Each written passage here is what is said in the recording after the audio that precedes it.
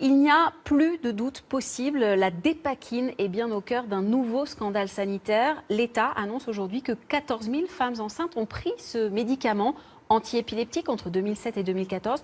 Pourtant, il entraîne de graves dangers pour le fœtus et l'information était connue du laboratoire et des médecins. Marine Martin est celle qui a lancé l'alerte il y a 5 ans. Bonsoir, vous répondrez aux questions du Grand Soir 3 dans un instant. Mais d'abord, on fait le point sur ce dossier avec Federico Nicotra et Pascal Justice.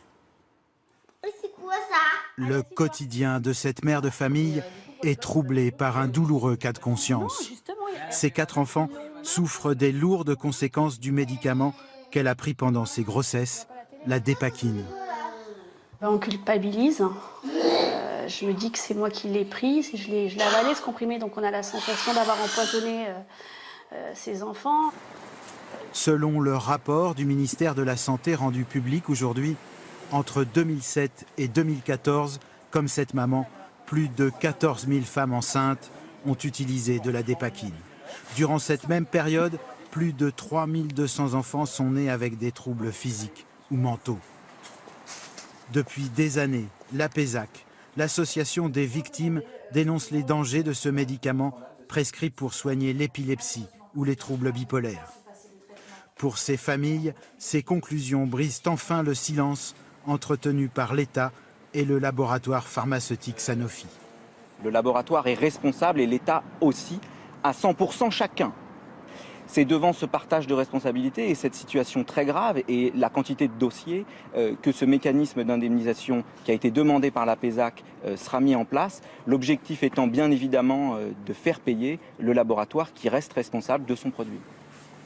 Un dispositif d'indemnisation devrait être voté par le Parlement d'ici la fin de l'année. Marine Martin, bonsoir.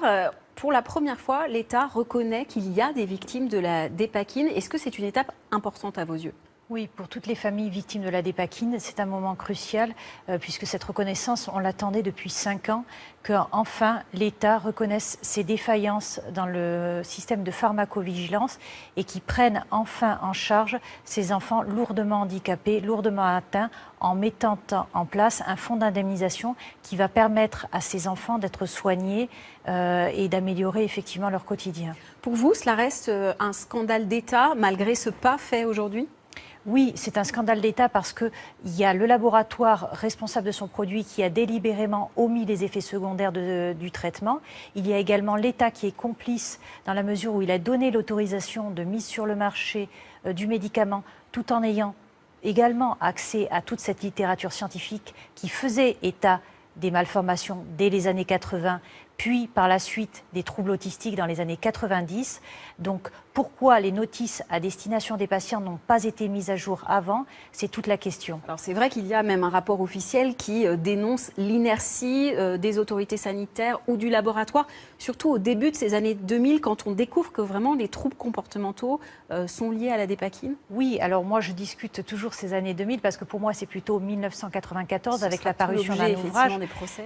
Oui, tout à fait. Voilà, il y aura des arbitrages à ce niveau-là. Mais aujourd'hui, c'est vrai que l'État est à l'écoute vis-à-vis des victimes et grâce à ce fonds d'indemnisation, on va pouvoir permettre d'aider le quotidien des victimes de la dépakine.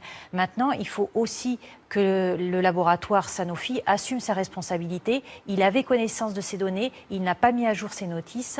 J'espère que l'État restera ferme vis-à-vis du laboratoire et exigera la participation. Mais le laboratoire dit justement, nous, à partir de 2006, nous avons signifié sur les notices aux médecins qu'il y avait un risque pour les femmes enceintes. Donc, ce sont les médecins les responsables. Oui, alors il faut bien reprendre ce qui était marqué en 2006.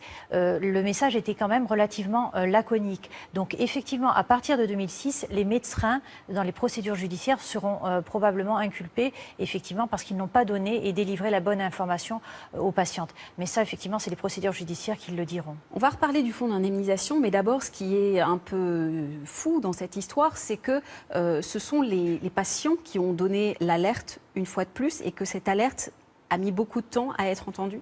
Oui, tout à fait. Si les patients n'avaient pas été là pour demander au niveau européen la réévaluation du bénéfice-risque du médicament, aujourd'hui, la dépakine serait toujours massivement prescrite. Donc, j'ai rencontré mes homologues anglaises et belges et c'est nous qui avons obtenu au niveau de l'Europe que ce médicament et sa prescription soient modifiés. Sinon, rien n'aurait été modifié. Sur le fonds d'indemnisation, on connaît les difficultés pour les victimes du Mediator, les expertises qui sont très longues. Et là, sur ces enfants qui sont touchés, on sait que les indemnisations vont s'élever à des sommes très importantes car il s'agit de leur autonomie au quotidien. Vous pensez vraiment que toutes les victimes pourront être prises en charge correctement ?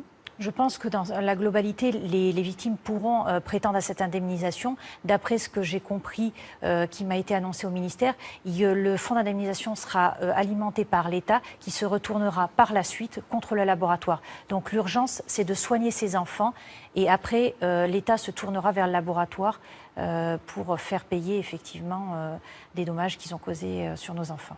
Merci beaucoup Marine Martin d'avoir répondu aux questions du Grand Soir 3. Et si vous souhaitez davantage d'informations à ce sujet, vous pouvez consulter notre site ou notre application France Info. Vous découvrez le tout nouveau logo derrière moi.